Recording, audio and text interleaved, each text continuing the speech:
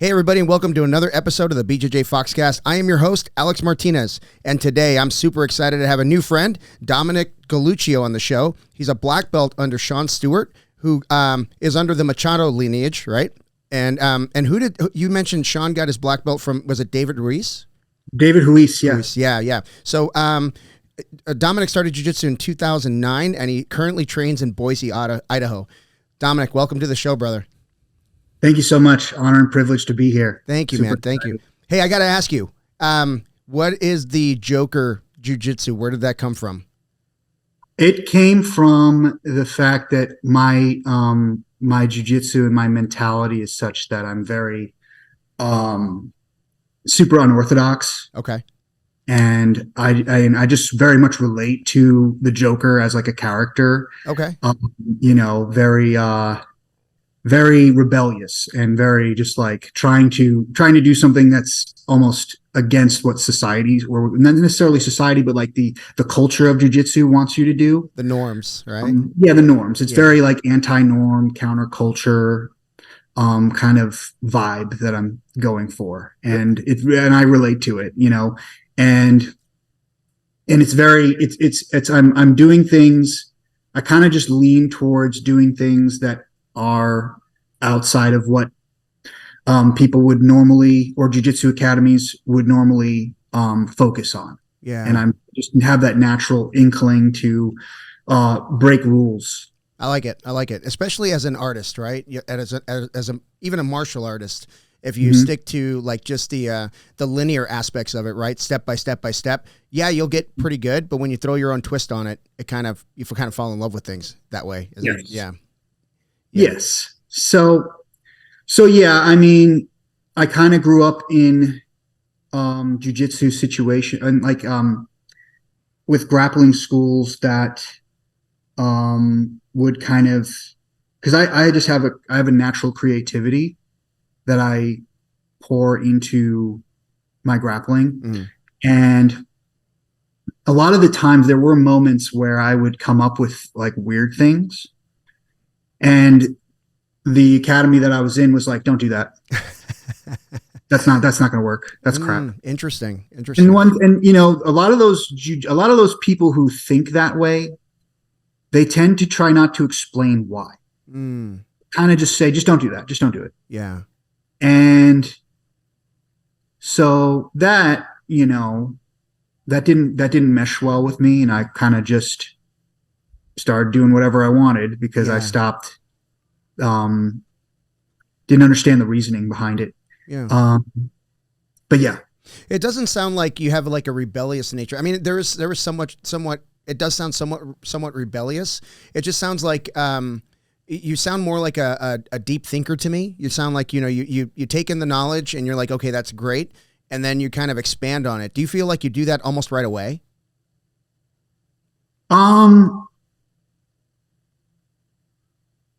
Maybe. Yeah. I mean, I feel like I do things like, well, I started doing Imanari's very early. And nobody really taught me an Imanari.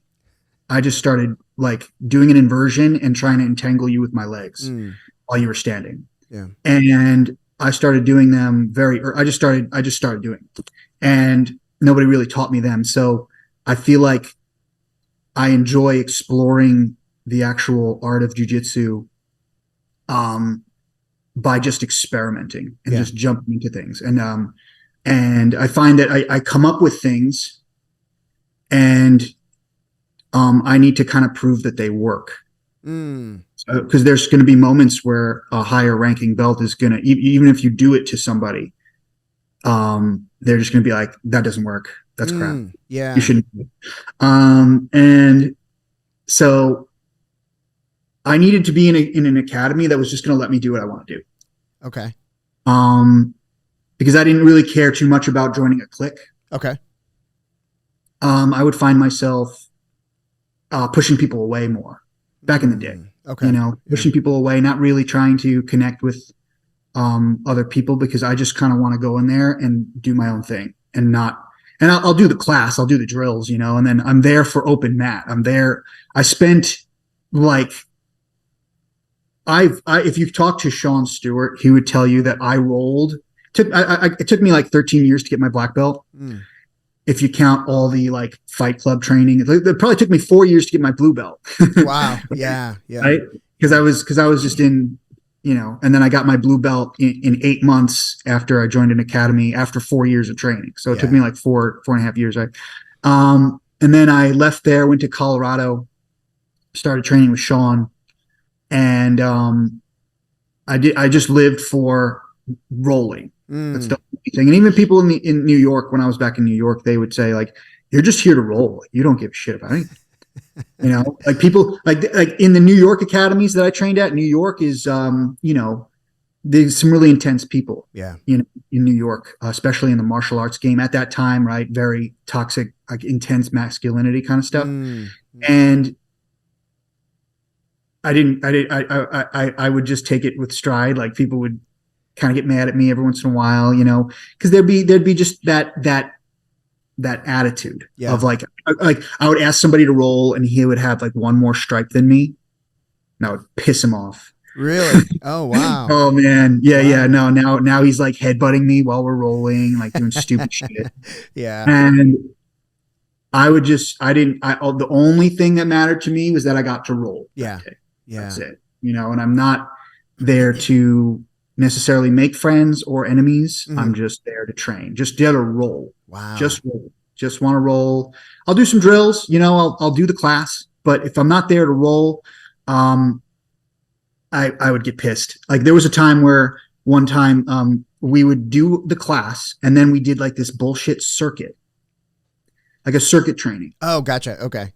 And yeah, like lifting things and doing jumping jacks and blah blah blah. Yeah. And I would just be like, dude, if I wanted to do a circuit, I would go join a freaking health club gym membership thing, man. I'm here to roll. Yeah. You guys take $150 a month from me, man. Yeah. I'm here to roll. I'm not here to fucking do a circuit. Right. Yeah. Get me out of here. That probably didn't win a lot of friends, man. That probably didn't win you a lot of friends that day. No. I would just tell them like, yeah, you know what? I would, if I wanted to do a circuit, I would join a health club. And then I walked out on them. I was like, you guys pissing me off, man. I'm here to roll. And that was in New York? Yeah. Okay. I mean, we can do a circuit. Yeah. And then roll. Yeah. Yes. You can do that. Yeah. I got it. But everybody's just going to leave after the circuit. Yeah, that's true. That's true. Yeah.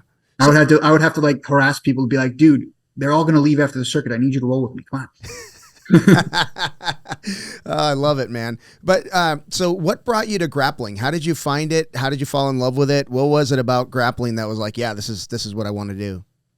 Probably back in high school, because in high school, I remember having this very childish idea that I needed to be more of a jock in order to impress women. Okay. Yeah, high school mindset, right? Yeah, of course. Yeah. And so I noticed that wrestlers were, and I've always had this inclination. I've always wanted to kind of strangle people.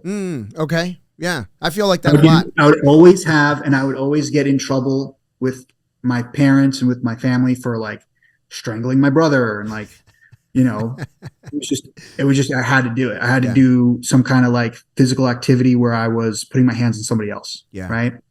And yeah, it's just some sort of psychology behind that. So I started wrestling in high school, and I remember it being an extremely challenging thing.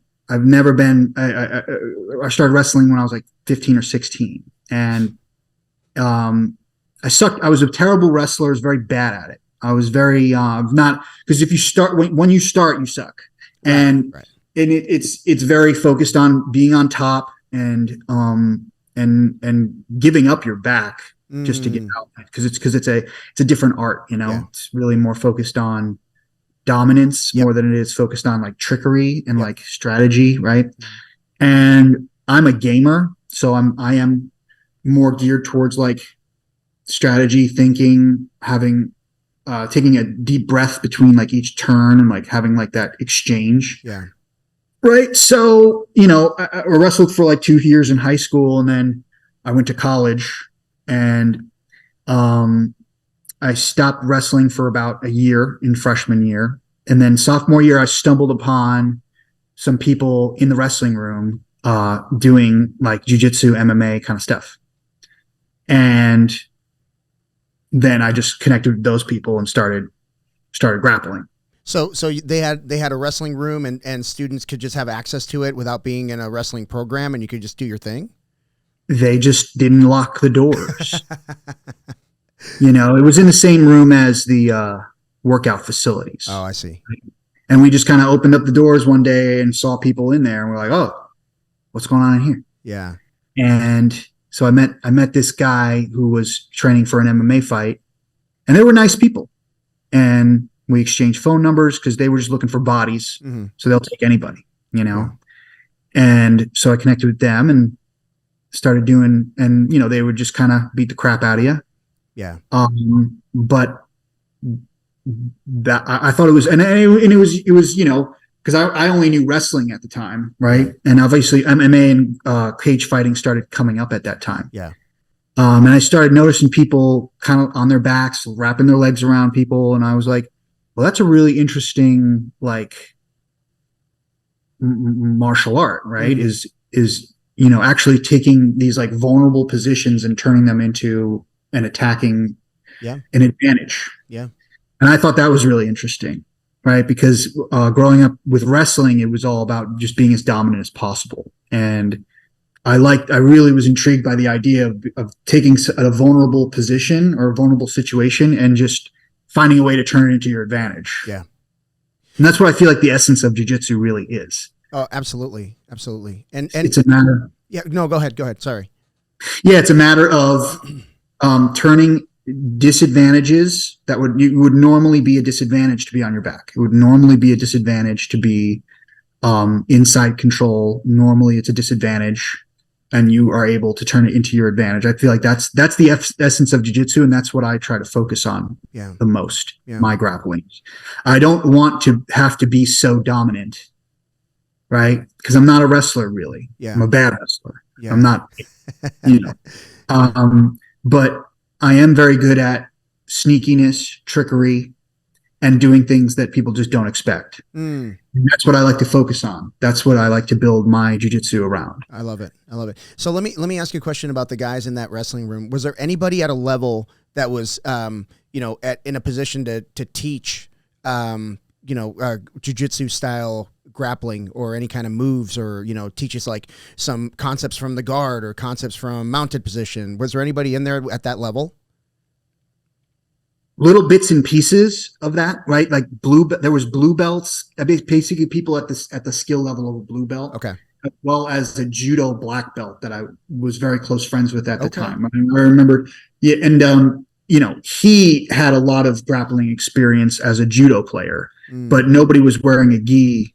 So he would every once in a while like come in with a gi, and he was a black belt. He was from Korea. Okay. Yeah, really serious, like sweetheart guy. One of the most humble human beings I've ever met. His name was Juan. Very cool dude. And so he had a lot of experience in judo. Does give you like some submissions, like you learn a few submissions in judo. And so he was somebody that I eventually kind of bumped into, and he was actually in the wrestling room at one point, and we just hit it off. And I was always there training with him. Like we would train probably 4 or 5 times a week, to the point where, because I didn't really know how to train back in the day, right? So it would get to a point where my back was thrown out, my ankle was aching, I couldn't it was like hard to walk some days, so like overtraining as a young person. And so like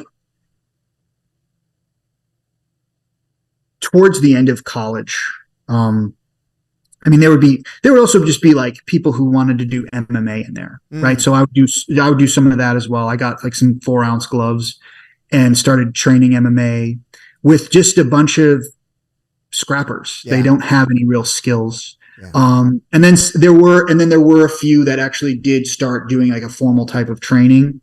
So we were in Oneonta. Oneonta is where I went to college, and so they would actually there was an MMA school in Binghamton, so you'd have to travel like an hour to get there and then an hour back. And so they were doing some training. They would every once in a while come into the wrestling room and teach us a few things, you know. Yeah. Is that Binghamton, New York? Is that what you're talking about? Okay, yeah. So I went to college in New York. Oh, right on. I've actually been out there. I lived in Northeast Pennsylvania for like 3 years. So I know that Binghamton area. So that's pretty cool. Beautiful area. Mm-hmm. Yeah. So you found these guys. They kind of I'd like to know like when that day, like when you fell in love with grappling, because it seems like from your social media, your life revolves around your grappling life. That's what it seems like to me. And when was that time? When was it blue belt? Was it purple belt? Was it a certain day on the mat where you're like, yeah, this is what I just love this stuff? No, I would say it was in college, and it was very early. First few times actually doing like Brazilian Jiu-Jitsu. Okay. It was just like, yeah, I think I just want to do this. And cool. It got to a point where, you know, I was neglecting my studies. I was, you know, barely getting by. And just trying to get as much jiu-jitsu as I could for free. Yeah. And then towards senior year, eventually they started cracking down on people training in there because we were just like, you know, showing up like rodents. And they were just like, yeah, there's just people just showing up in the wrestling room all the time training now. Yeah. So they need to just kind of start slowly turning that down, locking the room eventually. So what would happen was I got a college job working for the college somewhere, and I went and started paying for MMA school, CNY MMA back in Binghamton. Okay. And so I would start training there, and we were doing full blown like MMA training, and then incorporated grappling as well.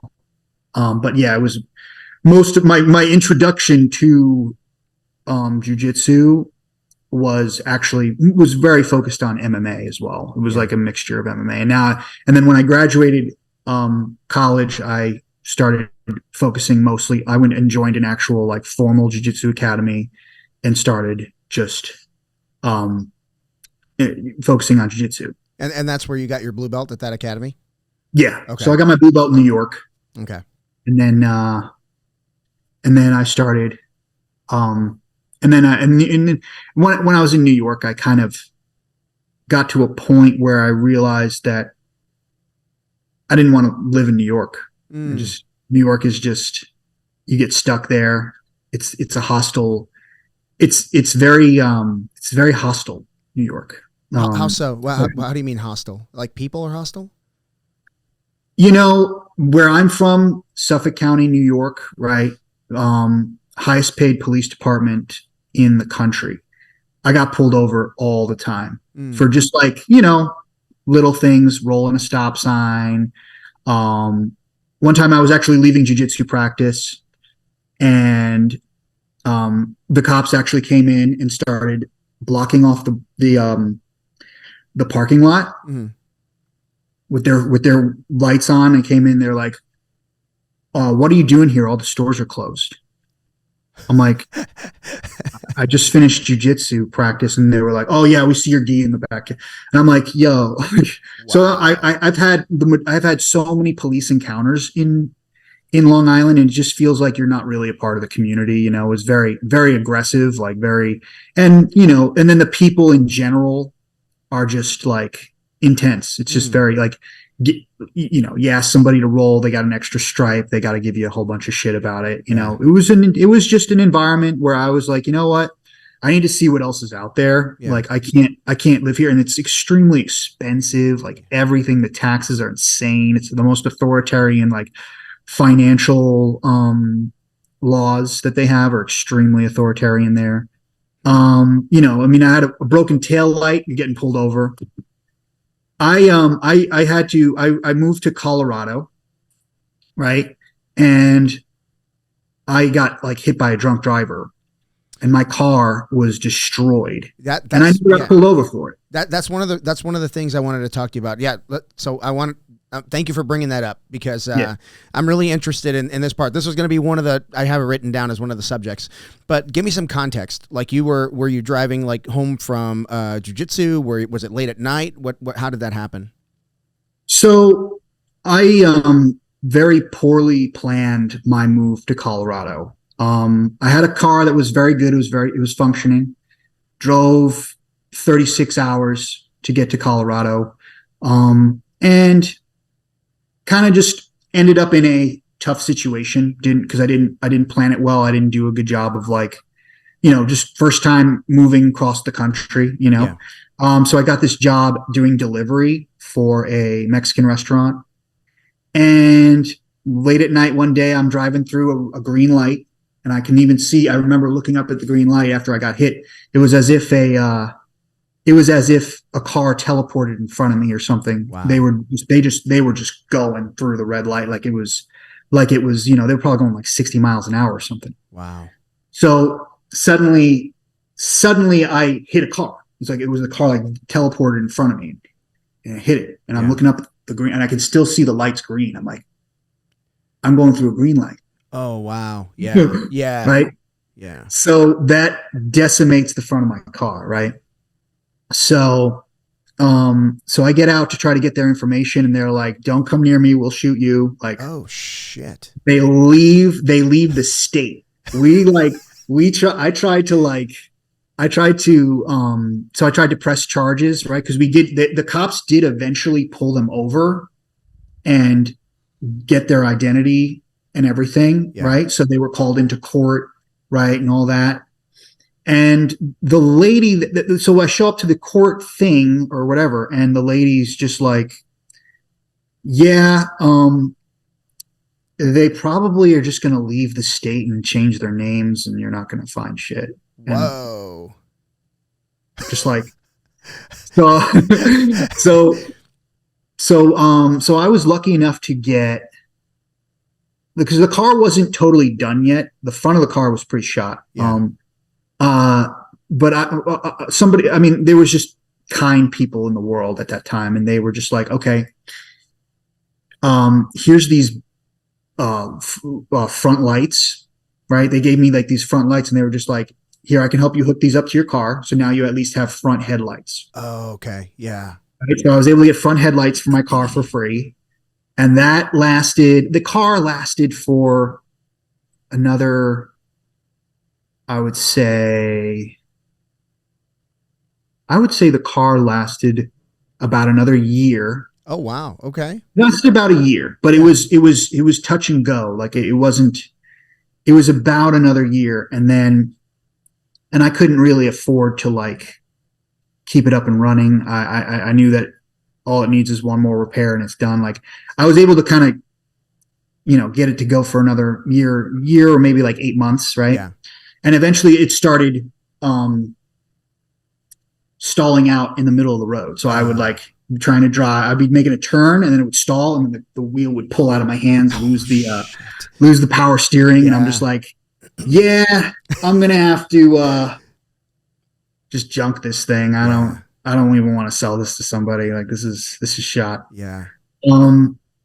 But yeah, that was mostly like, I was trying not to use it. I was trying to only use it if it was like super cold out. I was basically riding my bike, as much as I could. Yeah. And then there would be days where it was just like the weather was really bad, and I was like, okay, I can use the car today because it's really intense out. But eventually I lost that, and eventually it got to a point where it's like, you're just gonna have to ride to a light rail, or just take the whole ride to jiu-jitsu and back. Yeah. So yeah, that definitely was like what that meant to me when I got hit by the drunk driver was like, you're not going back to New York, is basically what it meant to me. It was just like, cause I'm not going back to New York to buy another car. I'm not doing that. Right. I'm not taking this car that has all this damage on it across the state. I'm not doing that. Yeah. It's like, I'm here. I'm here now. This is the way. I'm in Colorado, and I'm just gonna have to fucking figure it out.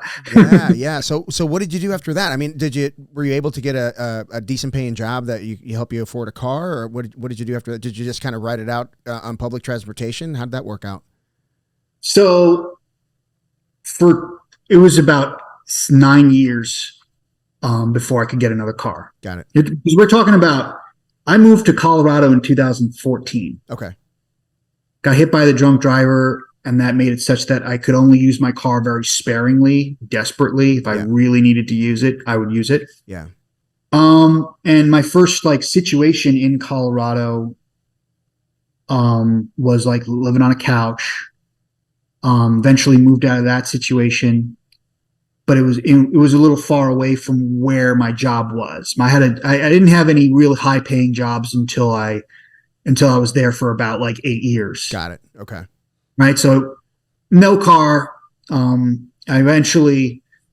was living like a solid hour and a half bike ride away from my job. And what I did was, I was like, I need to limit the amount of car usage somehow. Got to do it. Not a choice. Right. It's just, I only use it for, it's like, I have no other way of getting somewhere. Right. Yep. So I went to REI and bought like an actual like climbing backpack with as much like utility as possible. Yeah. So I would put my work clothes in like a separate zipper bag that's on the same backpack.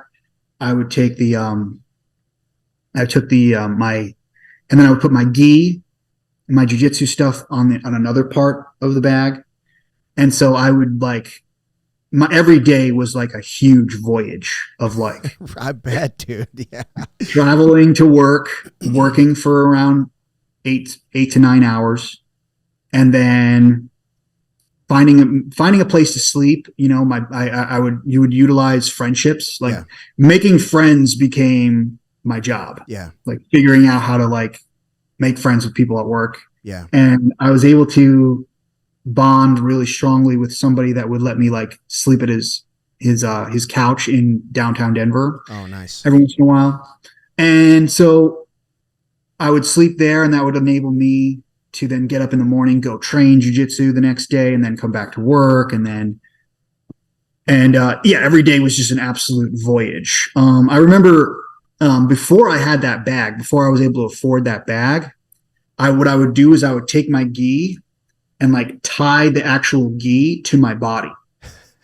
So I would like take the pants and like wrap it around like crossword this way, and then I would take like the actual gi top and do something similar, right? Like tie it on me. Yeah. So I'd have like the gi tied to me while I'm riding my bike to like jiu-jitsu, because I couldn't afford a bag, or I was that broke. Right? I love it, dude. I when because I own an academy in Mesa, Arizona, and it's funny because I'm in there most of the day, so if I see sunlight, it's just like right outside the door, you know what I mean? So I don't know anything that's going on with traffic or schools or anything. I'm kind of cut off, but I'll be standing at the waiting for a class to start, and I'll see like 3 or 4 people in the room. I was like, that's weird. We usually get 20 for this class.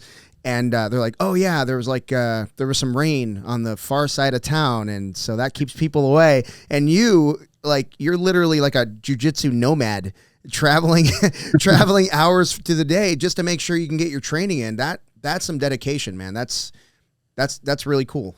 I did some really like stupid stuff too. Like I rode my bike on like fucking ice. Oh, I remember having like I would always buy like yellow. If I had the money to buy clothes, I would buy like neon yellow things that would like really allow me to stand out. Like I had this ski mask that was like bright yellow, and then I would have this like bright yellow jackets. I had like a thin one for like a windbreaker type of situation, and I had like a thick one that was like super bright yellow. Looked terrible, but you can see me, right? Yep. Everybody can see me. Everybody sees me. Yep. Even in the darkness, like you can still kind of, if you're, see me. And I remember like riding my bike to jujitsu practice one day in that full gear, just like, I'm not missing jujitsu today. It's not happening. Yeah. And showing up with all that gear in the freezing cold with my bike, and people, and I would go into the academy, and everybody just got very uncomfortable. They were just like, I can't believe you just fucking did this. Like that was fucking kind of stupid. But it's the things you do, man. Yeah. Yeah. It really is. I have a friend named Koa, and Koa has 4 small kids. And at the time, years ago, 3 of them were in diapers. So we had to figure out like times for Koa to come in and train. So he and I got a key to the academy that we trained in, and we would come in like crazy early in the morning so that we could roll for an hour. And he was way better than me and still is. So he would just whip my ass for an hour, and then we'd go on for our day. But that's the kind of things that you got to do sometimes when, I don't know, man, it's like, I can truly see that you love this stuff, because very few people would do what you've done just to train. Yeah. I mean, just coming up with the jiu-jitsu fee was, something that I had to be really dedicated to. Now I actually I did this, like when I first started grappling in Colorado, I actually almost signed up with 2 gym memberships while I was that broke too. Like, because I just, wasn't making smart decisions. Right. Yeah. And I remember the first academy that I was at, they knew that I was just in an absolute shit show situation. Mm-hmm. And I started talking to them about the fact that I'm signing up with another gym. And they were just kind of like, one day they just kind of sent me an email. They're just like, we don't even really like you. What? And, yeah, I mean, it was a beginner school, and I was used to being in like super competitive schools. Yeah. I kind of didn't mesh well with the team and everything, and they knew that I wasn't really going to be able to afford 2 memberships. Yeah. And so they just kind of did me a favor. They were just like, you're not really making good decisions with your life, and there's some people here that don't really like you that much, and I value them more than you. So I'm going to just cancel your membership, and, you don't have to worry about your contract with us. Like, so they did me a favor. That's kind of solid. Yeah. That's not terrible. I mean, they could have worded it better, but yeah. I mean, it's not exactly what they said. I know what you mean. Yeah. But my point is, when you're like living in desperation and you're living kind of like hand to mouth and coming up with every creative solution in the world, you find yourself in situations where you're not always going to be a people pleaser. Yeah. You're going to be less concerned about how you present yourself and how you interact with some people sometimes. Yeah. Especially after it just took you like 2 hours to get to class. Yeah. Or like an hour and a half to get to class, and everybody else, they drove their car. They still need to warm up. They still need like all that. I literally like trudged through the blazing sun. I'm already super warmed up. I'm already like ready to go. Yeah. And it's hard to relate to them. Yeah. Because it's like, I literally grinded my way here. Yeah. And you're complaining about something that is so like, or it's just, you don't relate to people the same way. Yeah. Because you're in a desperate situation and you're still showing up, and they're like, they're just not on the same page with you. Yeah. It's like you just trudged through the sleet and snow, and their seat warmer wasn't quite warm enough, and they're pissed off about something like that. I can totally see why you couldn't relate to someone with that issue. It was hard to relate to them, and so I would rub people the wrong way. Yeah. And it's just when your energy levels are just like different. My days felt like weeks. Yeah. Yeah. And their day, they don't even remember what their day was yesterday. Yeah. And so it's just a completely different, like your brain just works differently and it's hard to relate to them. And it's just, you end up coming off as brash or coming off as like, insensitive to their needs in some way. Right. It's, you're you're exhausted, but just from getting to practice. And then you also have another ride to do after practice. Yeah. So you have to like ride in again. So luckily what would happen over time is I would get into a better and better and better situation over time. Eventually got an apartment, like probably the cheapest apartment you could possibly get in downtown Denver. I got one of those. Yeah. Like, right. And yeah, I mean, you know, you knew the landlord didn't want to hear a goddamn thing from you. Right. And no air conditioning. You had to buy an air conditioner. Probably didn't buy an air conditioner for another like 2 years or something until I got in there. Wow. Yeah. It was like, man, how long was I in that apartment? I was in that apartment for like 7 years or something. And I probably didn't buy any air conditioner for that apartment. I got an air conditioner for free from somebody. And it was like a really shitty, not really working. Right. Yeah. Yeah. But yeah, like, so I would find myself slowly but surely like getting into better situations where I'm closer to everything. Yeah. Still got to ride 45 minutes to jiu-jitsu, 45 minutes back. Not too bad compared to what I've been through. It's like 45 minutes is like a freaking cakewalk. It's a nice bike ride, you know, it feels great. But yeah, like that would be kind of the theme of it all, is like I'm slowly grinding my way into a city that nobody knows me. And it's all, and a lot of it really boiled down to relationships, building relationships with people. People give you opportunities. The reason why I was able to get that apartment was because I made friends with this girl. After I basically was just like, I basically was about to on the verge of becoming homeless. Wow. And she was just like, oh, I need a roommate, because she had a spending problem. Like she had like, huge credit card debt and all that. And I actually managed to save some money. So I actually like paid off her credit card debt and she let me move in with her. Awesome. And then eventually she wanted to move out of the apartment. So she was just like, I'll put in a good word for you. You'll get the lease. And so eventually that kind of happened. And I ended up getting an apartment that was like, when I first started renting it, was like under $1,000 a month. Ooh, nice. In downtown Denver. Yeah. Nice. Like on the like it was literally like 5 minutes outside of downtown. Got it. Okay. Not even. Yeah. Maybe a 20-minute walk. Okay. Away from downtown Denver. Like okay. Maybe. And so that gave me a lot of opportunities. But not having a car is still super limiting, right? So I ended up working for a nonprofit over time. And that was where my started building like a sales career. Like I was really good. Okay. Really good at sales. So were you finding them like sponsorships and money for the nonprofit? Like people to donate? Yeah. I was literally just asking people for money on the street. Wow.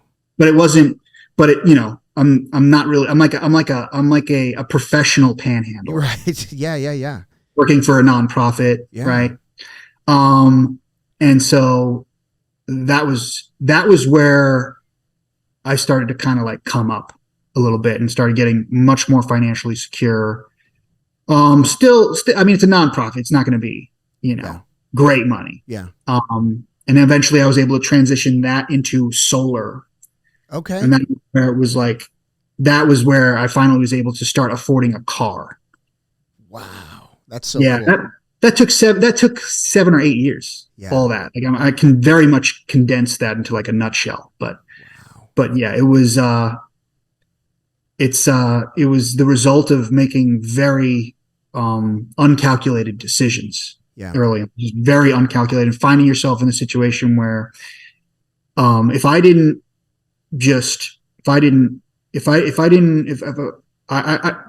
make jiu-jitsu like my number one priority, I would not have a black belt. I would probably still be like a purple belt right now. Yeah.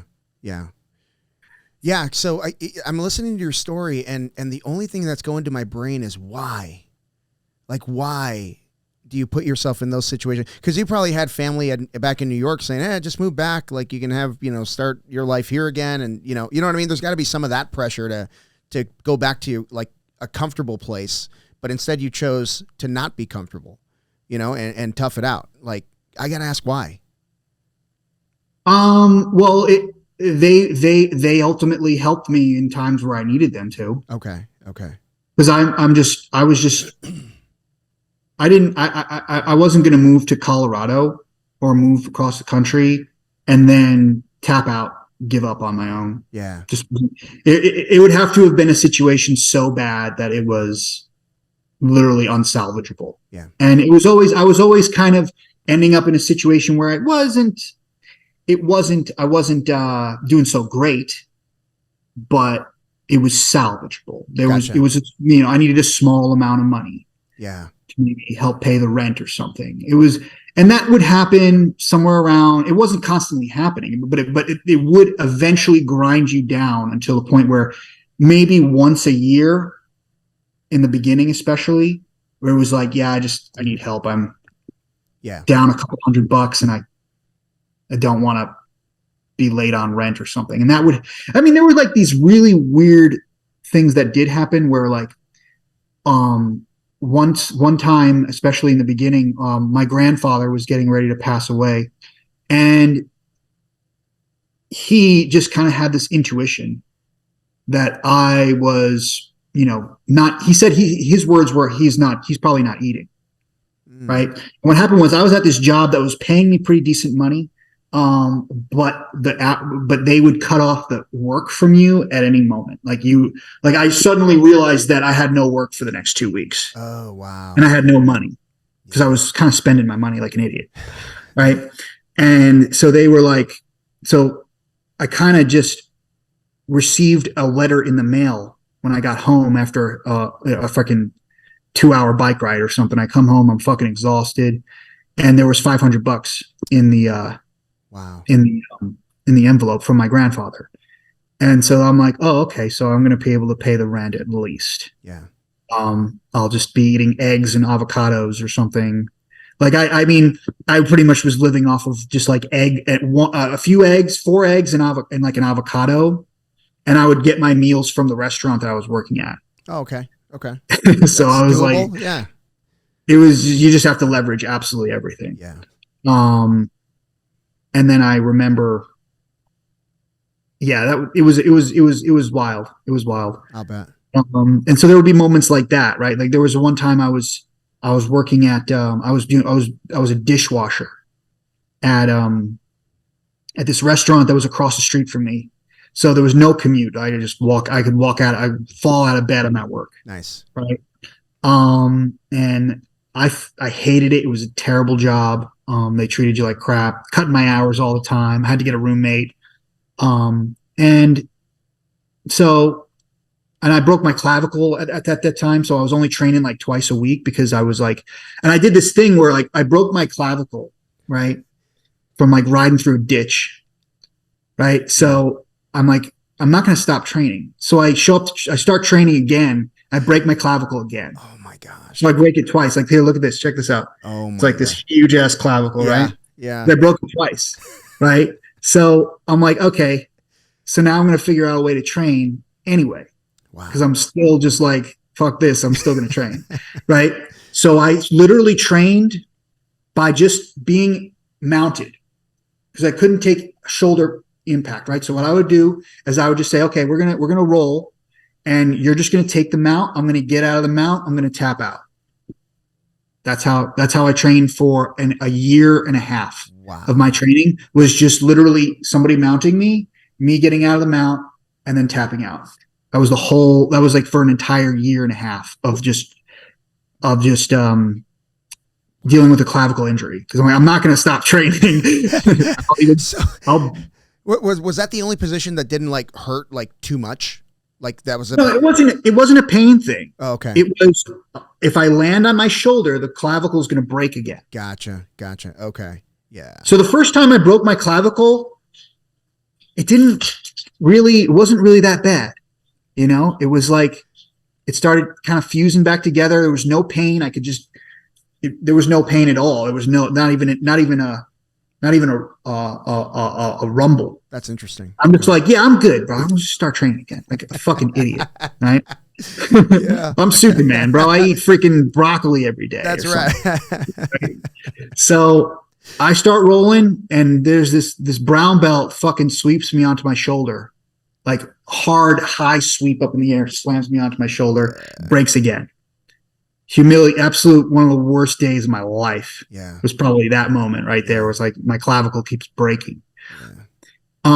So the second time was definitely like my fault, right? First time was kind of just an accident. I ran through a ditch and then broke it, and then I was able to get Medicaid. Okay, so nice. That was helpful. I was going to ask you, like, I don't think you had insurance. So oh no, yeah. Oh no. So that helps. Of course not. Yeah, that helps a lot. But yeah, so so then I had to just train literally from the mount for a year and a half. And then eventually I got the okay to start training again. Took about a year and a half for that to happen, Wow. But I became extremely proficient at getting out of mount. I was going to say, yeah, you got it down now, I bet. Yeah, no, I get out of mount I get out of mount like it's nothing. Yeah. Like, and yeah, I mean,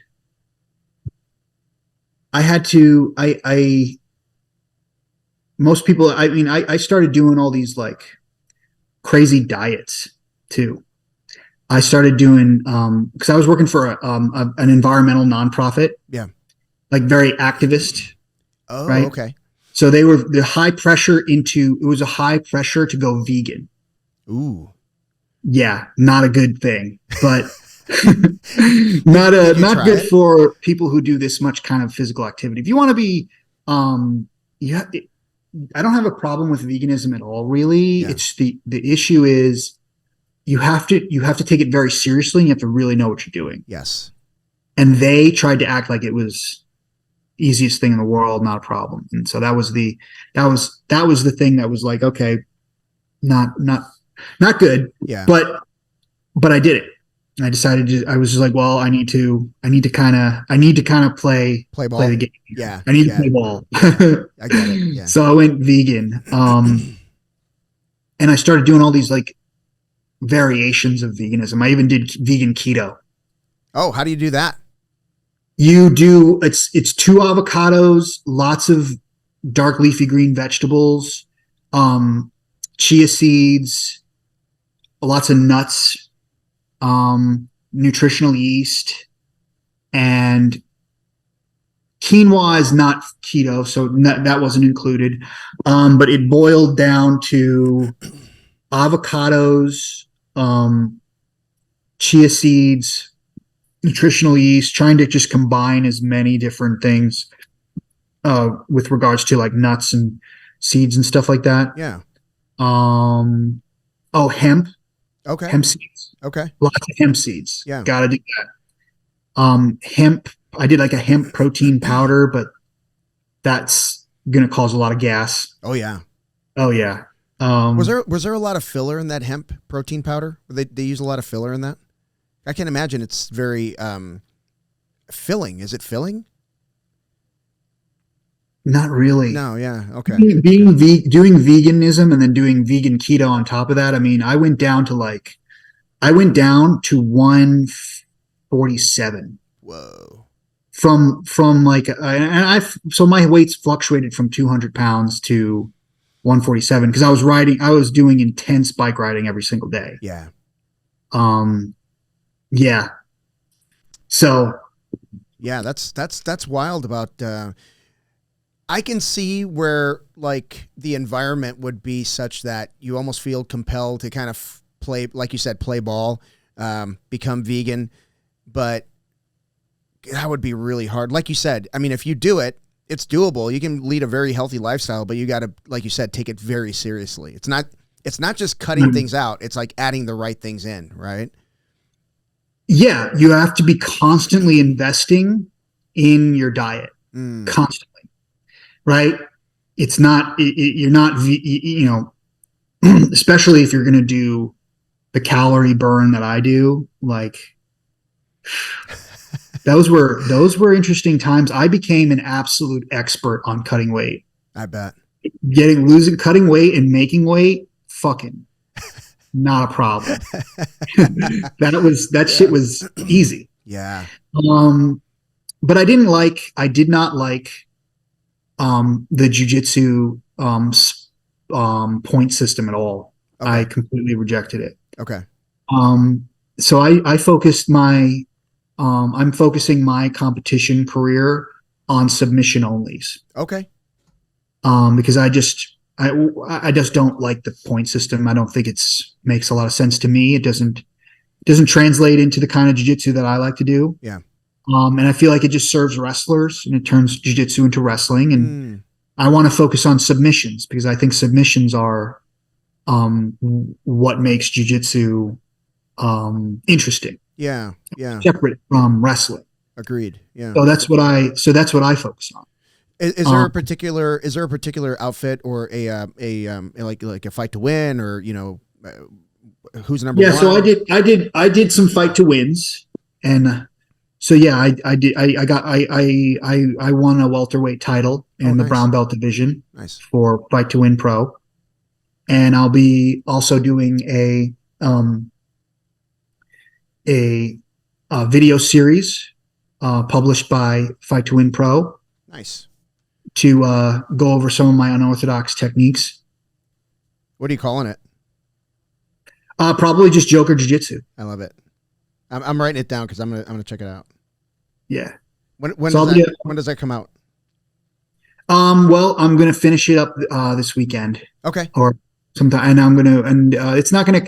I don't know when exactly it's gonna come out because Fight to Win Pro is doing the publishing. Gotcha. But I will be just finishing that up. Okay.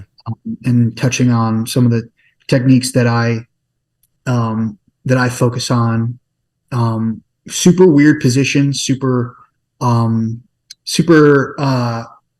sneaky submissions that people don't normally go for, and yeah, I have a few signature submissions that I've come up with because I can't find them anywhere else. I'm the one who does them. Nice.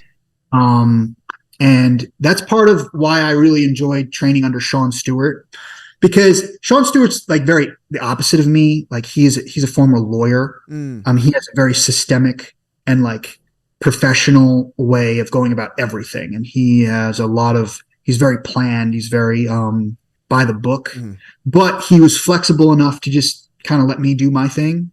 Allowed for there to be enough of a creative environment. And he enjoyed experimentation. He wasn't against experimenting and just, coming up with shit that you're not really, that you wouldn't normally do. He wasn't against, like, I remember early in my jiu-jitsu career, I would reap the knee and do leg locks. And you weren't supposed to be doing that, especially in the gi. Right. Yeah. So I would go and sub, purple belts when I was a blue belt because they didn't know the leg lock game at all. Right. And I would just reap their knee, take the heel hook, showing up to somebody else's gym because, it's like, I just thought it was such bullshit. Like people are going to say, don't reap the knee and don't do leg locks and all that. And I'm just be like, cool. I take advantage of that entirely. 100%. Yeah. I'm just going to take advantage of the fact that you don't want to do something that's like super effective. Right. And you don't want to defend against it and you just want to tell people not to do it. And okay. Yeah. Do it then. And then you won't know what to do. Yeah, that's true, man. I fell into that, kind of neglect of the leg game for a little bit too long. I started doing it more like at late purple. And then, brown belt, I was definitely behind the 8 ball, and it took a lot of catching up now at black belt just to see him coming. You know what I mean? And because if you don't see him coming, you're dead. I mean, if you don't know the position that they need, you can't take it away, right? So that makes life really difficult. I'm still learning my leg lock game. It's its own world, and I'm no expert at it. So I'm going to be continuing my journey, learning leg locks and stuff like that. Like, the beauty of jiu-jitsu is that it's still in its infancy, and people still have unexplored positions. There's all kinds of positions that are just unexplored. Yeah. They're not developed. And I like to find those positions and work them, and I put people in those positions. They have no idea they're even in a submission, and then it's over before they know it, because they don't know. If you put people in a position that they don't train for, it's so easy to get the submission. Yeah, it's true. But that's what I focus a lot of my jiu-jitsu on, is not necessarily just trying to take their back, trying to get them into unorthodox positions that are not trained. Yeah. For example, donkey guard. Almost never. Jeff Glover does it, right? But nobody cares. Yeah. Like, it's something that you need to develop. It's something that you really need to, like, people should really focus on it, because it's if you can put somebody in it, chances are they're not going to know what to do, because nobody focuses on it. They see it as some crazy Jeff Glover shit, and they don't. Yeah. I've spent exactly 0 time playing donkey guard. 0. So if you put me in it, I'd be like, yeah, you better just sub me now, because I have no idea what the hell's going on. So yeah, man. Hey, I want to backtrack just a little bit, because when you and I were exchanging messages, you talked a little bit about the things that jiu-jitsu has helped you overcome. And I think it's a story that, or at least grappling has helped you overcome. I think it's stories that people need to hear, because there just isn't, there aren't a lot of people just sharing this stuff. Everybody goes through something, right? But very few people want to share it. They feel like they're the only one. And it's funny, because somebody will share something on the show, and I'll get DMs from like 10 different people, like, oh my gosh, you just told, he just told my story, and stuff like that. Can you share anything like that jiu-jitsu has helped you overcome? Well, I feel like jiu-jitsu has helped me express my creativity, and it's just, and what it's helped me overcome. It's helped me overcome. Like, if I didn't have jiu-jitsu and I was in some desperate situation, I probably would have just went back to New York or something, or would have just, I don't know. I think having a passion for something is extremely important. It's very hard for me to relate to people that don't have something that they are obsessed with. Yeah. Like, with jiu-jitsu, there's just something in my DNA that makes me want to, strangle somebody. Yeah. It's just a part of who I am. I don't really know why that happened. Okay. I think a lot of it does have to do with certain medications that I was on when I was younger. I was on a cocktail of drugs for a very long time. And those substances, such as like Adderall and things like that, they have a tendency to make you, a little bit more violent. They can make you more aggressive. Right. And I spent a lot of time on that, my brain fundamentally developing on those substances. And so now I have this desire to just, be aggressive. Yeah. Yeah. And it allows, and jiu-jitsu allowed me to do that in a way that was low impact. Right? I'm not actually hurting people. I'm not punching them in the face. I'm not kicking them. I'm able to send them home very healthy, and I get to get my energy out. There's something just in my DNA that just, when I found jiu-jitsu, I was like, oh, I'm obsessed with this now. This is something that I just need to be doing. And if I don't do it, I'm going to lose my shit. Yeah, that's obvious. I mean, it's not obvious that you'd lose your shit, but it's obvious that you are going to do jiu-jitsu no matter what. No That's matter. obvious to me. Yeah. Yeah. I'm sorry. I didn't mean to interrupt you, but that was That's just came okay. to my mind. So I guess in order for people, I think in order for people to learn something from my story is find something that you can obsess over. Find something that speaks to your. If you don't have a passion for this world, you're not gonna live in it for very long. Yeah. But if you have something that you're passionate about and you pursue it unrelentingly, you'll always have enough. Yeah. You'll always have just enough.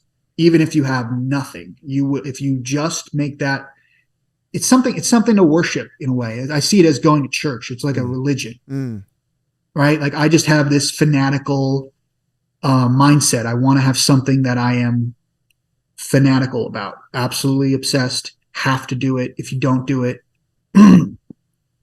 you're just you don't belong here. Yeah. The universe doesn't. I feel like the universe doesn't really want people here that don't have something that they're extremely passionate about. Right. Yeah. If you can't find something that you are just religiously obsessed with, you're not going to have a ground. You're not going to have an anchor. Yeah. And the universe is going to suck you out of it. Yeah. And it's funny because I'll talk to people about that because, I was a little bit later in my life when I decided to go with my passion, open up an academy and, do my thing. And I've got friends who are like, man, I'm so, not jealous, right? But they're so happy that for me that I, found what I'm passionate about and all this stuff. And then they'll tell me like, I don't have that in my life. And from an outsider looking in, because I have a close enough relationship with a lot of those guys. And I would tell them like, do you realize like how much I admire the fact that you love this job that you're doing? Like I couldn't stand it. We're doing the same job, but we're two totally different people. You have this passion for helping people through this avenue and you're not even seeing it. Like you said, you could obsess with this and you will always have enough. I love that message. Another friend of mine was telling me, I just don't have that passion. I feel this, I feel that. And I said, it was a friend of mine, Steve. I said, Steve, you didn't come from money. And you're building this like personal empire out of nothing. Like you have all of these assets now. You know how to invest money. You've immersed yourself in that world. You're passionate about it, buddy. Like this is something you could pass along to somebody, coming up that was, maybe you 25 years ago, 30 years ago. And knowing that if you follow your passion, you will always have enough. That's such a great message. That's a great message that you have.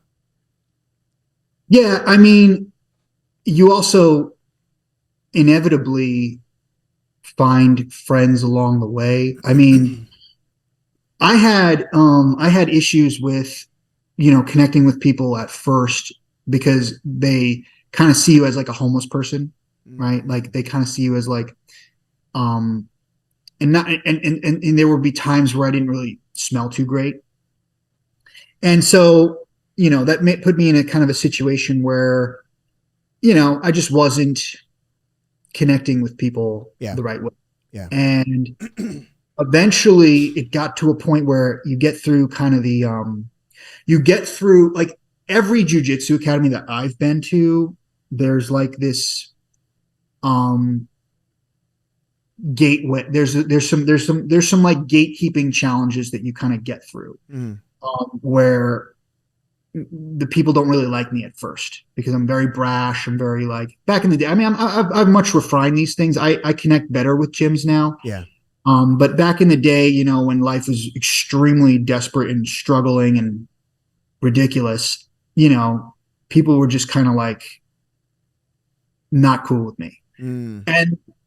But because I kept training and because I just didn't care, I just ultimately didn't care what people thought. Especially like you learn that by being in order to train in New York, you can't care about what people think. You can't because people are just going to find a way to give you shit. Like my first jiu-jitsu academy was a place where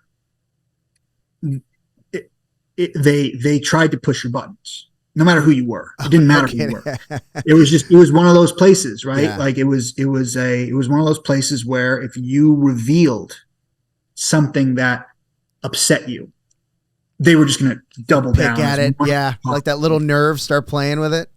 Because they hated weakness. Yeah. They just hated it. Wow. If you showed weakness in that academy, and I was always used to being somebody that I was always kind of like growing up. I was always used to kind of being somebody that wasn't very popular and that people weren't going to ultimately like. I just didn't have a lot of friends, so I was used to entering these like situations where people aren't necessarily that welcoming.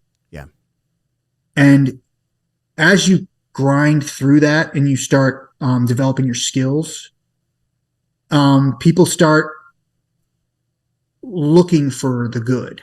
They see that there's like, okay, he doesn't always smell too great and he's got a weird personality, but the guy's fucking dedicated as shit. Yeah. Something like that. Yeah. And so then they'll start feeding you positive energy. Like I met you eventually find people who look for the good in people. Yeah. Right. Because most people most people are not, going to be the highest quality people. Right. They're going to be, judgmental at first. Yeah. They're going to look for the bad, look for the negative, and focus on that. And then eventually, especially in martial arts, the people who really excel in martial arts are the people who find a way to look for the good. Yeah. Yeah. And eventually you bump into that. Yeah. They stick up for you and they give you rides home. Like I got so many, eventually people just started giving me rides home. Yeah. That's cool. Because they were just kind of like, oh shit, this guy, especially as you climb the ranks, right? Yeah. Like people lower ranks kind of want to be like, well, there's something I can do for you. Yeah. That's something that, and so that then because they want to connect with you for a bit. For sure. Yeah. You know what I'm saying? Because if you, yeah. But when people see this is really interesting because when people see someone that's like dedicated like that would ride their bike in 100-degree weather, that would, rain could be coming down sideways, you're still going to show up. There's just something about those people that, like, I hate to say the average person, but the average person wants to know what that special sauce is, right? Like what makes you tick? Why do you do this, right? And when they hear like, I'm just passionate about doing this, they're like, whoa. Then you could really, that's a powerful message to them to say, well, if I follow my passion, I would drive through I would ride my bike through the snow, right? I would ride on ice. I would wear layer upon layer of, I would wear the neon ski mask so I could make it, somewhere. And I think that's such a powerful message that you could be, man, whatever platform you can find, you need to pass that one along. Cause that's a really good message. Yeah. It was an absolutely, I'm very, getting my black belt was just like, oh, it's finally here. Yeah. I didn't actually care about the belts really. I did want to get my black belt eventually. Yeah. And I just had so much respect for the journey that I never like asked for it, Yeah. And a lot of people in the jiu-jitsu community, there's a lot of politics around belts. And I would even hear people like say, why didn't I get my purple belt and blah, blah, blah. Yeah. If I did that in the gym in New York, they would like kick you in the nuts immediately. Like you would get attacked or something. Like it was going to be a bad day. It's just not something you talk about. You're not supposed to be talking about it. Yeah. You're not supposed to be talking about it. And because I was so disconnected from the politics of it, because I didn't make friends there that much. Eventually people reached out to me and they put the effort in to make friends with me. And so I accepted that. That's cool. But I was so in the dark about the politics of the gym. I just wanted a place to go and train. That's it. Right. Yeah. The bullshit, everything else, I don't even want to hear it. Yeah. I don't care. Yeah. I just get my rolls in. Mm-hmm. That's it. That's okay. Awesome. Yeah. I had to start hearing about the politics of my gym literally the day I got my black belt. Oh, wow. I actually had no idea that there was all these like political things going on in the background because I didn't give a shit. I never probed it enough. Right. I did not want to hear it. I didn't care. I didn't pursue it. Yeah.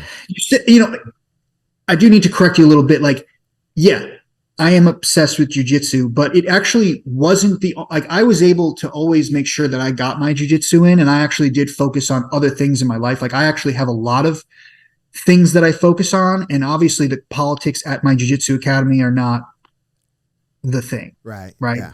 And so I ended up hearing about all this bullshit the day I got my black belt. It was literally the ride there. I started hearing my friend was just started saying, you know, all these things that were happening in my gym. And I'm just like, I've been so insulated for like 8 years. I did not even, I couldn't even predict these things. Wow. And so, you know what I mean? Like it's a my mentality has just been just get your training in and avoid as much bullshit as possible. Because you have, as a person in as much desperation as I was, hand to mouth, you have no time for bullshit. You just have no time for it. I just wanted my place to train, and there was no way you were going to get me to. There was no amount of ridicule or posturing of any kind that was going to get me to not do that. And I think I do attribute a lot of that to my gym in New York, right? Because my gym in New York kind of prepared me for that, because they were super, you know, they were generally speaking pretty mean. Yeah. Right? Right. Yeah. Okay. By today's standards, right? I mean, back then it was like, yeah, it is what it is, right? Yeah. I mean, so going up to these other gyms where there's a lot more, like the gyms in Colorado were just more PC, a little bit more welcoming in a way. They're a bit more tolerant, and a lot less traditional. Right. I mean, they made it very clear, like, you can ask a black belt to roll. You can ask, you know, this isn't a cult. Right. You know? And so that's something that I really liked about the gym that I trained at, is that it was super, super, super, just like not super formal. Yeah. You know, I mean, we had the belts and we had the promotions and, you know, but for the most part, you know, we just wanted it to be a fun environment for everybody. Yeah. So going from an environment of like hating weakness, ridiculing you for doing anything that would like anything that would reveal something that you were sensitive about, or vulnerability of any kind, right? Yeah. It's just going to get beaten out of you. Yeah. And then you go to Colorado where there's people getting away with asking about belt promotions. Yeah. I'm saying they're getting away with it. I mean, we kind of, you know, you would get a little bit of ridicule for that, but it's still like you wouldn't have gotten away with it. And right. you probably would have gotten kicked out of the gym or something. Like, it was not cool. Yeah. So my time in the military kind of prepared me for that type of stuff. Like, if you show anything, it's never ending, dude. And you're stuck with those guys for months at a time. So yeah, I'm very well prepared for that. But listen, man, I want to ask you a couple questions that I ask all the black belts that I get on the show. Number one, how do you want to be remembered? Like, what do you want your legacy to be?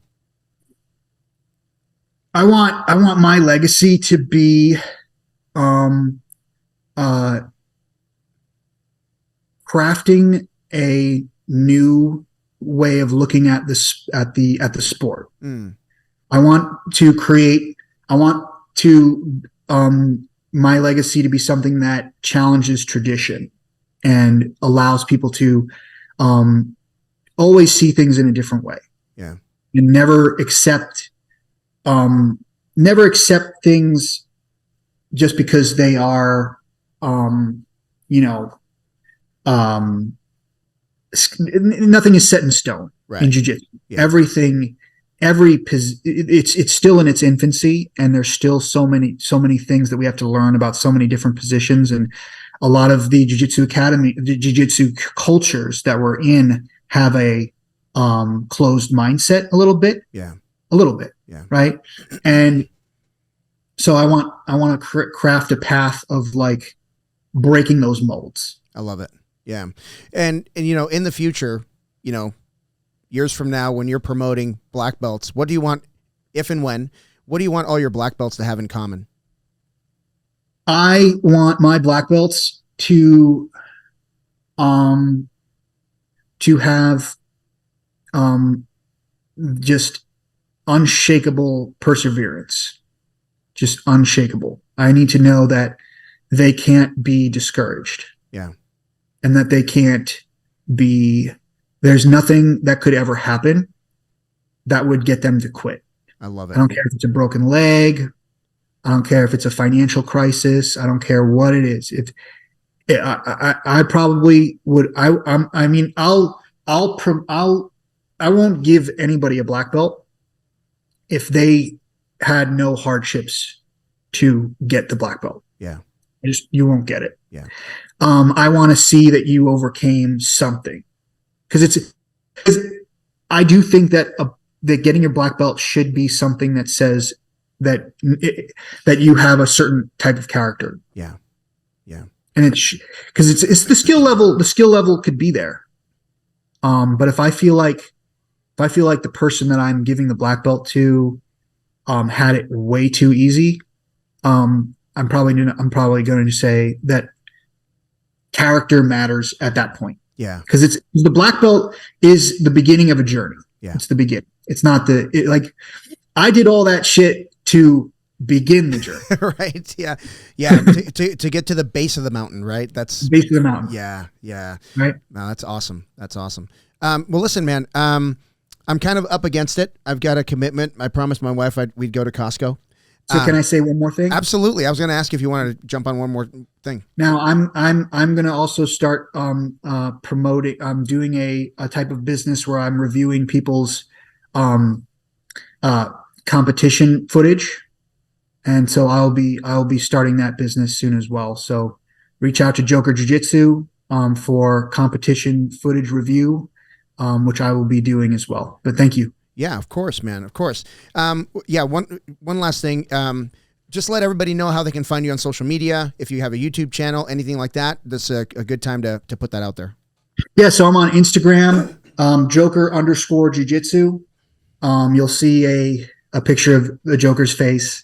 And yeah, me and my fiance are very into, well, she more than me, is into Batman and all that. Ah, gotcha. Okay. And so, and we loved the Joker movie. We loved, those kind of movies and stuff. That Joker movie was so disturbing. It was awesome. I had to watch it twice because the first one, like my brain was it was about to explode. I couldn't believe it. But yeah, I had to watch it twice. But yeah. But why did you have to watch it twice? What were you getting out of the second one? So what I do when I watch movies is like I'll watch it one time, kind of like a broad stroke, and then I like to see what happens in the background. The rest of the movie. I don't know, one thing that I do. But this particular movie, I couldn't catch the broad stroke because I was so appalled at the character. It was amazing. I mean, what was his name? Joaquin Phoenix. Yeah. He did an amazing job, and it was just disturbing, dude. Like, somebody described it as a great movie that no one should watch. So, I think I had the exact opposite. Oh, really? I loved the movie. I loved everything about it. I related to it so much. Yeah. Yeah. If you feel like if you went through the things that I went through, especially early, yeah, you would feel like Joaquin Phoenix. I get it. Yeah. You would feel like it. Well, listen, that's awesome. Yeah, but listen, Dominick, I want to get you back on after your series comes out with, is it Fight to Win Promotions? Yes. the Joker Jiu-Jitsu. Maybe we can get you back on and talk about that a little bit. I'll subscribe. I'll check it out. I'll try to do all the unorthodox stuff that you do. I don't know if I can, but this old body might be able to pull something off. But listen, man, thank you so much for being on the show. When you reached out, I'd been following you for a little bit, so it was an easy decision to get you on, but I'm blown away with your story, man. It's awesome. It's an honor and privilege to have this opportunity to talk about it. I didn't really think that it would ever get to this point where I'm like getting on podcasts and stuff, but thank you so much for extending the opportunity. It's a real honor and privilege. Thank you so much. My pleasure, man. We'll talk to you real soon, and thanks for being on the show. Thank you so much. Have a great day. Thank you. You too.